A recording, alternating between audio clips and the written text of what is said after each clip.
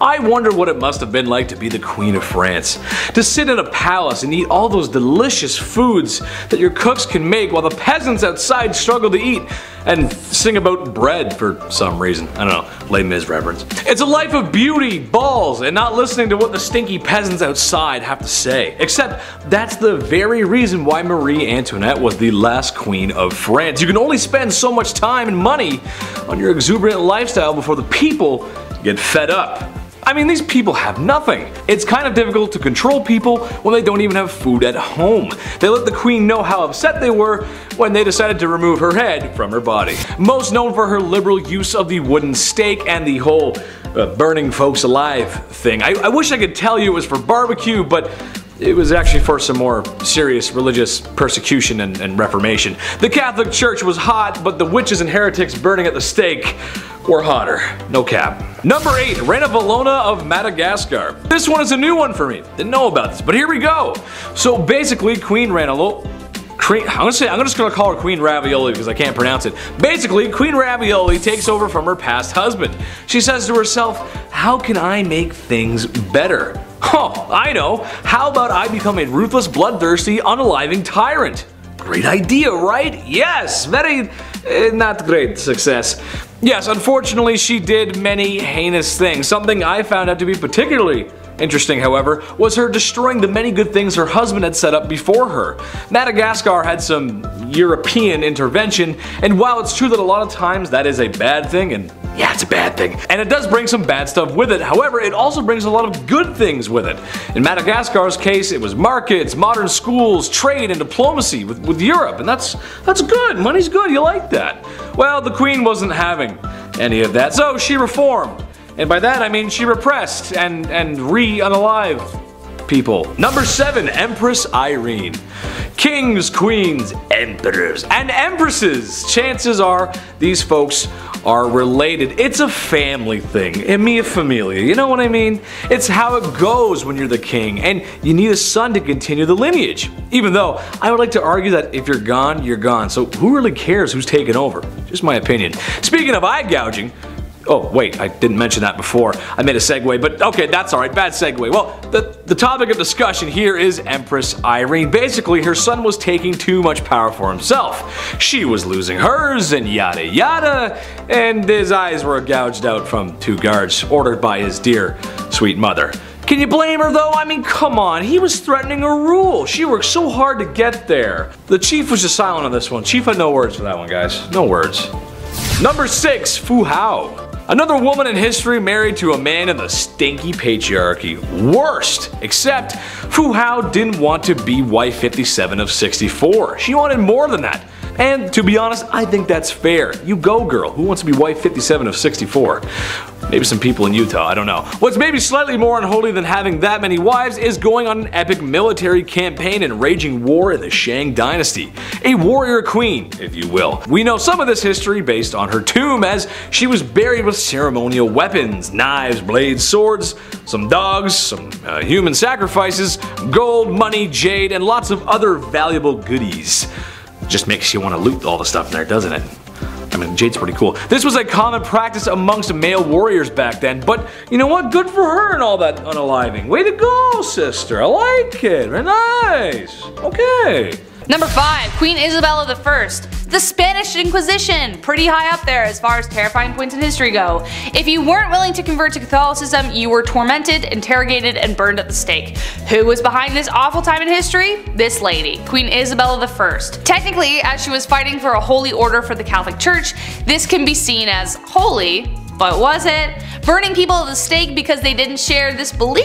Ah, not cool, Isabel. She created a secular government through her reign which allowed for the monarchy to have more power. Being a pious Catholic, she made Catholicism the official religion and created a tribunal to make this happen. Secret service or a secret police that spread fear wherever they went. Her direct influence caused the Jewish population to falter for a really long time after. Number 4. Freda Gund of Soissons. Okay, I maybe said that wrong, so I apologize. Kind of impressed with her rise to power. She went from slave attendant to queen.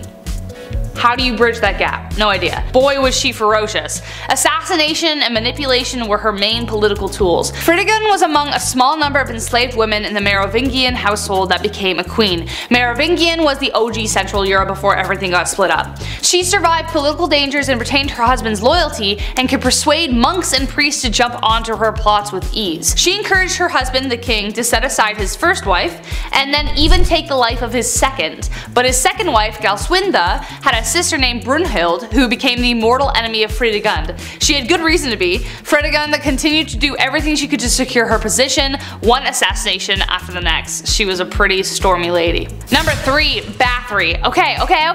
Alright. Technically not a queen, I get it, but she might as well have been with the power that she had. So fight me. She's remembered as the most evil woman in the world in history, I think. I don't know. That's my opinion.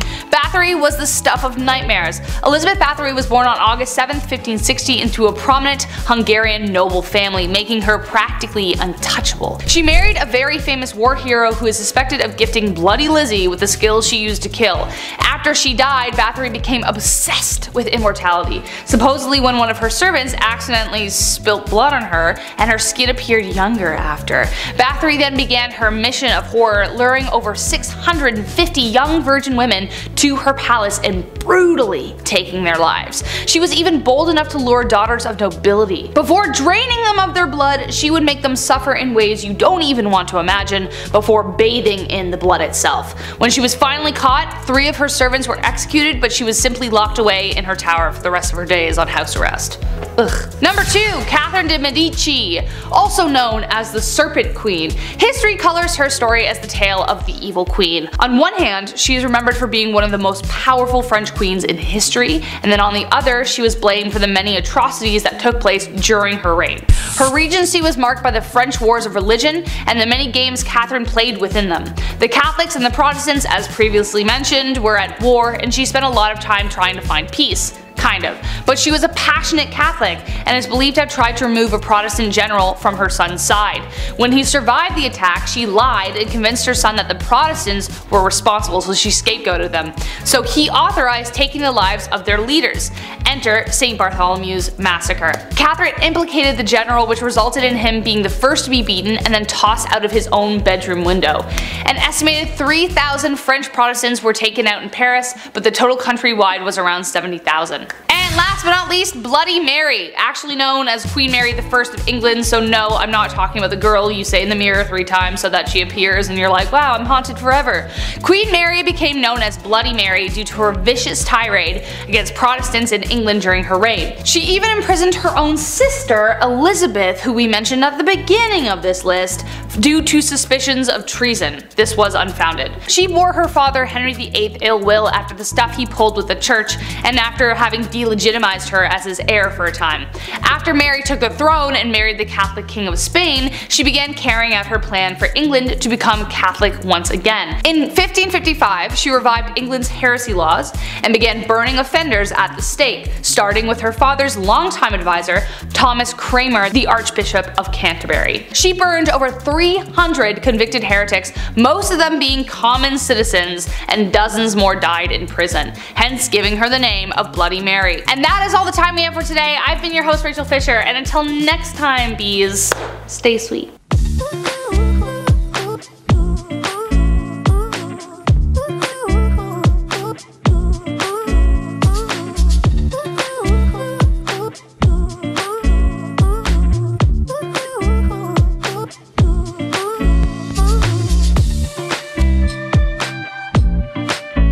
Kicking off the list at number 10, the Empress of Austria. The saying "wrong place at the wrong time" couldn't be used more in this case.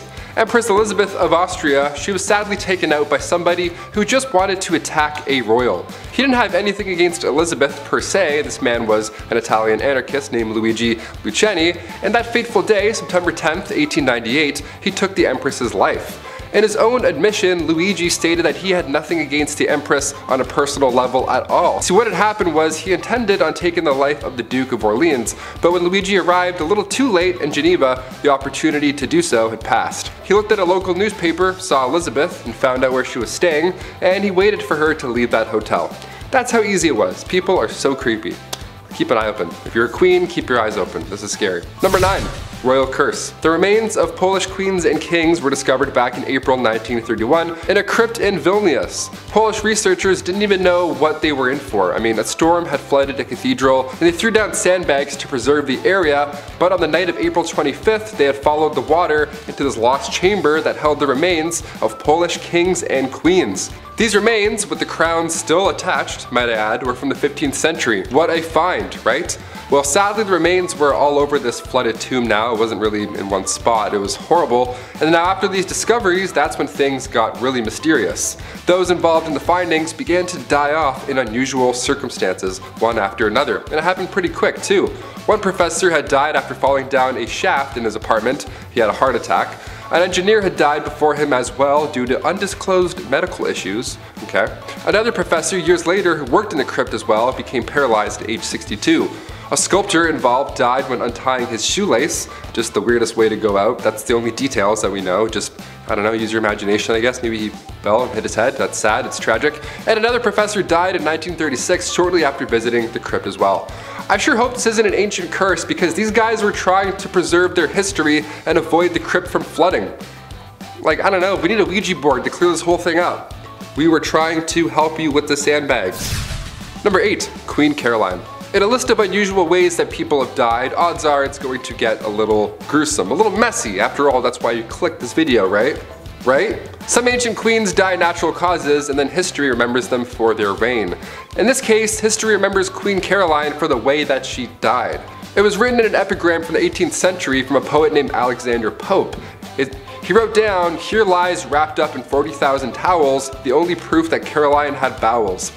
It rhymes? Like, come on man, you didn't have to do this. This is horrible. That's like a prank almost. I can't believe somebody was like, yeah, write that down, that's good, that's good. Did it rhyme? Yeah, she'd like that for sure, R.I.P. Number 7, Anne Boleyn. The second wife of King Henry VIII, yes, we have a few on this list. She was found guilty of treason and she had been charged with having sexual relationships with 5 others, including Lord Rochford, aka her brother, George Boleyn. Yeah, the ancient days were a little bit odd. She had also apparently had relations with Sir Henry Norris, the king's close friend. And when I say close friend, I mean he was the groom of the stool, so they were tight. He literally would wipe his. So on top of this, Anne was also found guilty of conspiring to kill her husband. Now, it's since been proven that these crimes were a bunch of rubbish, basically. Anne wasn't even present when these events went down. She was still recovering from the birth of her daughter, future Elizabeth I, so there's no way in hell she was fooling around with the groom of the stool in October 1533. All 5 guys involved were executed on Tower Hill in May 1536, and then 2 days later, Anne joked about her little neck before being taken out with a sword as well. There wasn't even a coffin for her burial. Somebody had to go and get an old elm chest from the Tower Armory. They used a chest to bury her body near her brother, Lord Rochford. A chest. Horrible. That's so horrible. Number 6. Mary, Queen of Scots. If you're a murderino, this one's pretty juicy. Listen up. Back in 1565, Mary was determined to take the throne for herself. When Mary was just 6 days old, her father, King James V, had passed away, so she ascended to the throne. She was about to marry the King of France in 1558, but he passed away, so she returned to Scotland as the country's monarch. Her next plan was to marry her cousin, Lord Darnley, so now if something were to happen to Elizabeth, Mary would be yet again lined up for the throne. That cousin ended up dying in a random explosion, and then years later, in 1568, Queen Elizabeth had welcomed Mary after she fled to England. So Mary was close, but now what? Well, Elizabeth had found out that Mary was involved in English Catholic and Spanish plots to overthrow her, so she was then placed on house arrest. Fair, more than fair, more than fair. Cut to 19 years later, 1586, a letter had emerged revealing that Mary was involved in a plot to have her cousin, Queen Elizabeth I, killed. She was then sentenced to death and her head was taken off for treason. History is dark, my friends. Even if you're family, shit gets crazy. Number 5. The Bedchamber Crisis. May 1839, the Bedchamber Crisis happened when Whig politician Lord Melbourne resigned as Prime Minister. This is a big deal because it was only a couple years right after Victoria became Queen. So again, timing here was just not ideal. The first Prime Minister, Whig politician, Lord Melbourne, was close with Victoria originally. He actually convinced Victoria to appoint a good amount of her ladies in waiting. So he had power over her, but it was a mutual agreement. It wasn't like, you know, the other power that she had her whole life. They were homies. They were homies, I said in a video about Victoria. So in 1839, when Melbourne resigned, Tory Robert Peel came in to be Prime Minister, and he requested that Victoria dismiss these ladies in waiting and then replace them with Tory ladies. Well, since Victoria was an OG and these were her only real friends if there was such a thing growing up, she said no. So of course she was criticized for such a choice. Prince Albert luckily was able to have some of her ladies resign voluntarily, so things smoothed over eventually, but the Queen honestly never got a break, even on the happiest days, like number 4, her engagement. The life of Queen Victoria wasn't anything like a fairy tale, obviously, as I've said anything so far. So when you think about the royal family, at least when I was younger, I thought being a queen or king was just eating chocolate all day and then you attend galas. Yeah, you just eat yummy foods, wear a crown, look cute, and then go to the ball. No, not quite. That's not really how it's like at all. Victoria had to do everything herself. She even had to propose to Prince Albert. It's royal tradition that nobody shall propose to a reigning monarch, so in October 1839, Victoria had to ask Albert for his hand in marriage. It all started when the pair were 17 years old. Victoria met the young prince, of course, at Kensington Palace. They were put together because Victoria's uncle felt like this could be beneficial down the road. They were first cousins, now they're getting married, which sounds bizarre, but as you've seen on this channel before, with royalty and stuff, it's quite common. Number 3, first marriage. The wedding of Queen Victoria and Prince Albert happened in St. James Palace Chapel on February 10th, 1840. This was a big deal because it was the first time a ruling queen was getting married. This hadn't happened in 286 years. The last marriage of a reigning queen was in 1554, and that was Queen Mary I. Queen Victoria had 12 bridesmaids, wore white, had a lovely dress, thing was like 18 feet long, it was gorgeous. But it must have been so overwhelming for the young queen because she was isolated for her entire life, and then all of a sudden what? You're getting married outside at 20 in front of all these crowds? After the wedding, Queen Victoria's head was hurting. It was probably so stressful, but she still had the time of her life. She wrote this in her diary after her wedding. She wrote, "I never spent such an evening. My dearest, dear Albert. His excessive love and affection gave me feelings of heavenly love and happiness I never could have hoped to have felt before. He clasped me in his arms and we kissed each other again and again. His beauty, his sweetness, and gentleness, really how can I ever be thankful enough to have such a husband? To be called by names of tenderness I've never yet heard used to me before was bliss beyond belief. Oh, this was the happiest day of my life." Yeah, when you're locked up and you have a horrible duchess watching your every move, this day probably sounds like a nice break. A well-deserved break, I'd say. Eat all the cake you can have. Number 2, attacks. Being the queen and all, a security team is always needed. And during her reign, there were multiple attempts to harm the young queen. The first attack was back in 1840. An 18-year-old man named Edward Oxford fired towards the queen's carriage. When Edward was accused of high treason, he was actually found not guilty due to insanity. A couple years later, in 1842, it happened again. This time, 2 men fired at her. In 1849, her carriage was attacked by William Hamilton. In 1850, as the carriage was passing the gates of Buckingham Palace, Robert Pate, a retired soldier, ran up and hit her with his cane. Victoria was okay, luckily, but of course she was shook.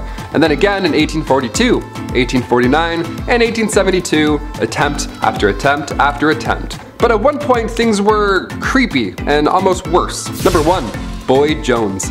If you haven't heard of Boy Jones or anything that happened here at all, I saved it for last because it's very creepy. It's mind-blowing in a horrible way. A teenager stalked the queen back in 1838 until 1841. His name was Edward Jones. This guy somehow managed to break into Buckingham Palace more than once. Just some Assassin's Creed going on here. Guy just knows a route, I guess. That's so scary. He would break in and he would hide under the queen's sofa.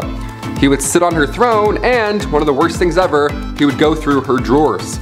Figuratively and literally. Like he would go and he would steal her clothes until eventually and thankfully the guy got caught. Kicking off the list at number 10, Heart of Glass. Alexandria of Bavaria, the royal who believed she had swallowed a grand piano made of glass.